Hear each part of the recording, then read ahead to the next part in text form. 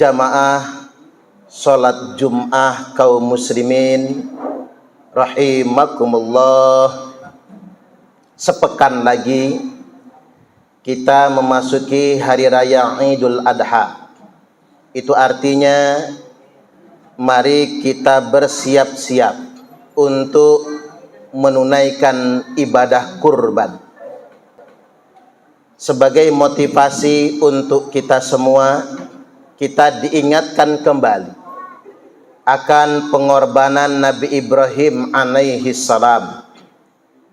Sababu zabhi Ibrahim Ismail alaihi salam, sebab-sebab adanya pengorbanan Nabi Ibrahim dan Nabi Ismail alaihi salam, diriwayatkan bahwasanya annahu qarraba al-fasatin wa thalatha mi'ati baqarah wa mi'ata badanah.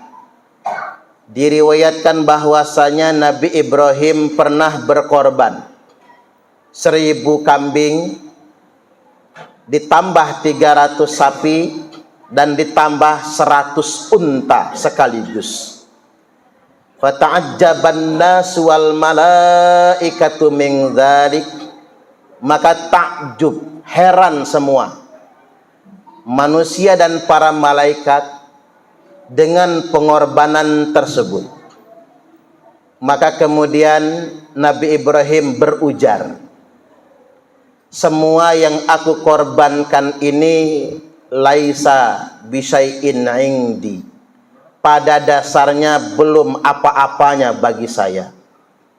Wallahi law kana li ibnun la adbahannahu fi sabilillah. Demi Allah, seandainya saya dikaruniai seorang anak, maka anak pun akan aku kurbankan di jalan Allah.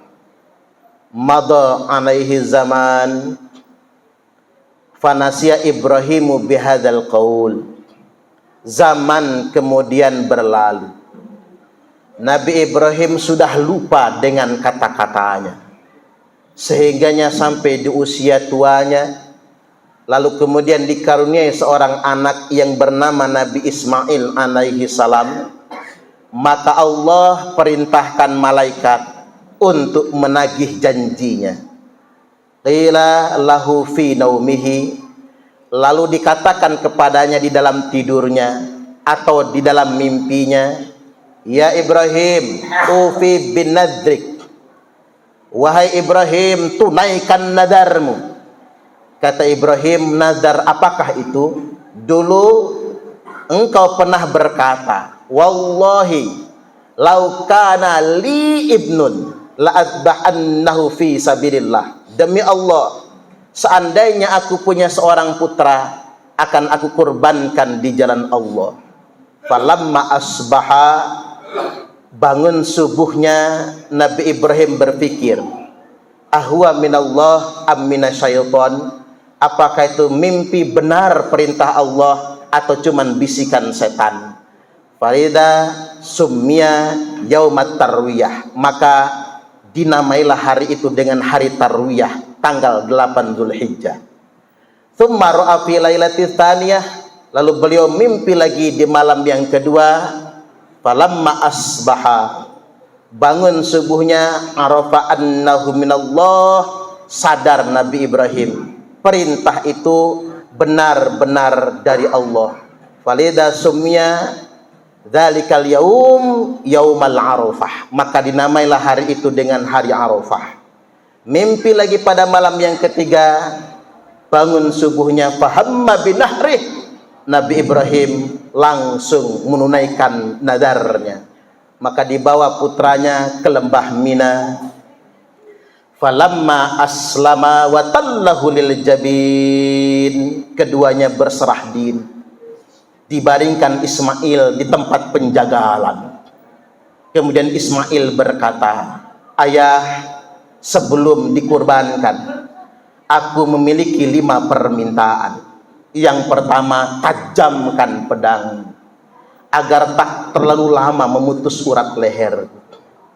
Yang kedua, lepas pakaianku agar tidak terkena darah. Berikan kepada Bunda Hajar sebagai kenang-kenangan. Yang ketiga, tutuplah wajahku agar ayah tidak kasihan ketika mengorbankan aku. Yang keempat, sementara waktu. Jangan ada anak kecil yang bermain ke rumah kita, karena aku sangat khawatir nantinya ayah dan bunda tidak ikhlas dengan pengorbanan ini. Dan yang kelima, ikatlah tangan dan kakiku sehingganya aku tidak meronta ketika sedang dikurbankan. Dimulai prosesi penyembelihan sampai 3 kali, maka tidak terluka sedikit pun. Nabi Ibrahim alaihissalam kemudian menangis, ya Allah, apakah engkau tidak menerima pengorbanan kami? Maka Allah mengutus malaikat Jibril untuk menukar Ismail dengan seekor kambing dan menegaskan pengorbanan keduanya telah diterima oleh Allah.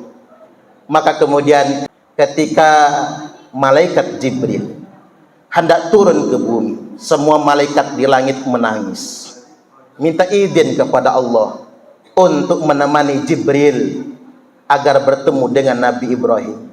Ketika semua malaikat turun ke lembah Mina, malaikat Jibril kemudian bertakbir, Allahu Akbar, Allahu Akbar, Allahu Akbar. Mendengar takbir malaikat Jibril, Nabi Ibrahim kemudian menjawab, La ilaha illallah wallahu akbar. Lantas Nabi Ismail yang tadi terbaring di tempat penjagalan lalu berdiri dan menyempurnakan pengorbanan.